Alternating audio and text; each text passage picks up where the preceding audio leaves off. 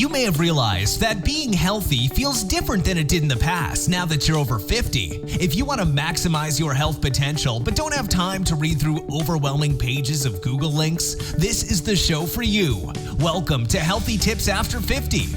We love doing the research, finding solutions, talking to health experts, and learning what works and what doesn't. Now, your host. She spent the last 25 years dedicated to feeling her best and is here to share her best findings with you. Susan Rosen. Hello, everyone. This is your host, Susan Rosen. Today's podcast is about the illusion of certainty in our lives, which is resulting in heightened stress and anxiety, even more than usual because of COVID-19. And we're all living through a very uncertain time. I don't really need to tell you that, but COVID-19 has become an unpredictable force in all of our lives to various degrees. And here in the U.S., it has gotten much worse for many reasons that I won't get into here. I try not to be very controversial on some of these things. In other parts of the world, like some places in South America, it's even worse. And there are countries in Europe and Asia that are both better and in worse shape than the U.S. Very unpredictable indeed. Some of it is a direct result of actions taken by the countries themselves and the people who live there. One thing we've learned is that none of us can stomp this virus down by ourselves. We need to do it together with everyone's support and coordinated actions. But in the meantime, anxiety and stress have become the new norm for a lot of people, as I've talked about before. Let's talk about the physical effects of anxiety first before we move on to the uncertainty that is really the actual cause of much of our anxiousness and stress. Anxiety itself is created by our autonomic nervous system when we get anxious or stressed. The autonomic nervous system regulates things that you don't usually consciously control. Things like breathing, swallowing, your heart rate, digestion, even sexual arousal. It's also involved in activating the fight or flight reaction, which I know everyone has had at some point. That is what makes us start feeling anxious and then turns into actual physical symptoms like headaches, shakiness, shortness of breath, or even nausea. We've all had it at some time. For instance, you come close to having a car accident, or maybe you actually do have one. Then you get a bit disoriented. You can't stand up without getting dizzy. Your head hurts, your stomach hurts. You get all cold and clammy. That's an anxiety attack. And I'm sure everyone has had at least one, if not more than one. But you can get all of those same symptoms or a few others for what seems like no reason. That's when it's some kind of stress that's causing your body to go into the fight or flight feeling. And unfortunately, once that starts, our reaction to it can and usually does make it all even worse. If you aren't aware that that is what's going on, you might get even more upset and anxious. You might wonder if there's something physically wrong with you, maybe a heart attack or a stroke. But it isn't either of those. It's just your autonomic nervous system trying to protect you from some kind of stress that you and it are feeling. That is the time you need to calm yourself down and let yourself settle. It's kind of like a snow globe. When you shake it, all of the snow starts moving around in the water in no particular pattern, and it obscures the reindeer, the picture, or whatever else is in the globe. When you put the globe down and let the snow settle and clear, then you see everything that's inside.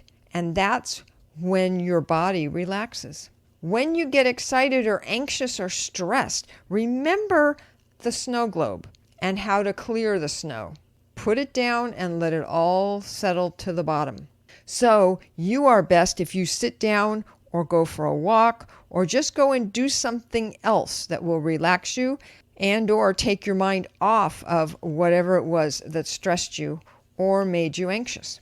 Another way of clearing the snow is if you sit down and do some deep breathing down into your diaphragm and focus on knowing that you are all right, that you are always all right, No matter what's going on in the outside world, nothing can touch that core of you that has always been all right. And you will always be all right. Just remember that and try it next time. It really is just your thoughts that are making you feel stressed. Try changing your thoughts to something else, something that makes you feel happy or makes you feel love, like thinking about your pet. Maybe you have a dog or a cat or your spouse or whoever it is or whatever it is that you really love. That will give you a much better, happier feeling. And that will change the stress and anxiety thoughts into lighter, brighter, and more comfortable thoughts. That's called inside-out thinking. The inside thoughts that you choose create feelings that you can use to calm your autonomic nervous system and keeping you from getting stressed out. Use calm or happy thoughts to distract the stressful and anxious thoughts from causing your body to create an anxiety attack. And the more often you can do that successfully, the more confident you will be to handle anything that comes up in your life. And you will start to understand and know that you really are always all right.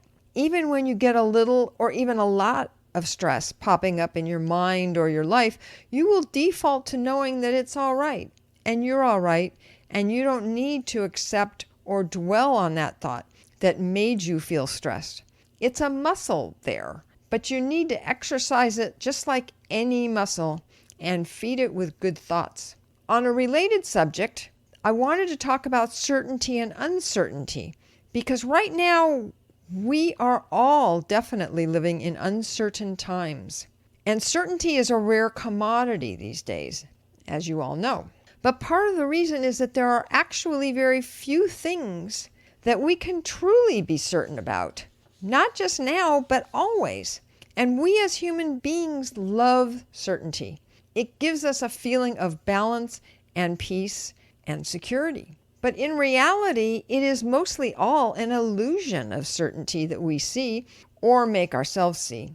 If you think about it, there are few things that are certain. In essence, that no matter what happens to us or the people we know, it will still be there. I only know of a couple.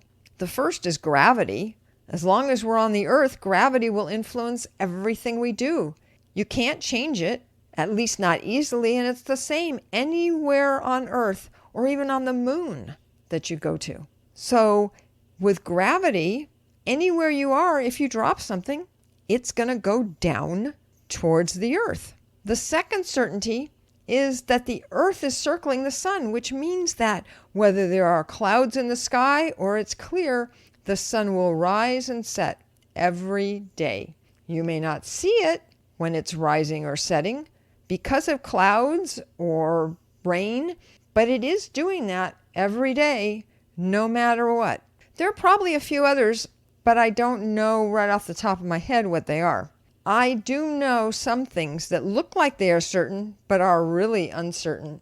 For instance, last December 2019, we were all making plans for 2020. And we celebrated 2020 coming, and we were all excited because there were so many changes and everyone was doing so well, and our lives were set up and planned.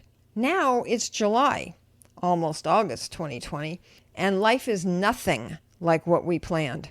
It couldn't be any different if we had sat down and planned out the exact opposite of what our thoughts were. We all believe that we have definitely been thrown into an uncertain life and world.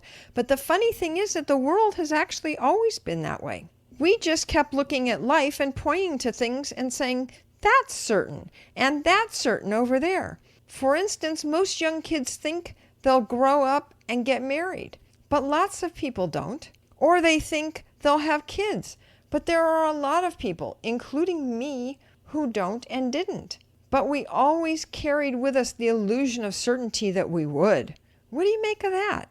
Maybe now people will start to get more comfortable with uncertainty and will live their lives from that perspective. It would make for much less stress and anxiety if we all felt comfortable with uncertainty, while at the same time knowing that we are all okay today And we will be okay tomorrow and always, because we're living from our inner wisdom, that part of us that knows that uncertainty can't take it away from us unless we let it.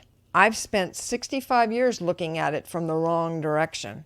I've been reacting to and letting things in from the outside which have affected my inside thoughts and feelings, some happily and some not so happily, when it's really been my decision all along as to how I want to be, how I want to live my life, and the thoughts and feelings that I want to choose to live with at any given moment. That's a huge difference. It took me a long time to see that, but at least I'm still here to get it and to lead the rest of my wonderfully uncertain life from this point of view. Now, I'm looking at it all from the perspective of excitement to see what the uncertainty is going to bring into my life. New and exciting things to learn, to see, to know, to do, and to experience. Just thinking about it makes me happy and puts a smile on my face. How does it make you feel?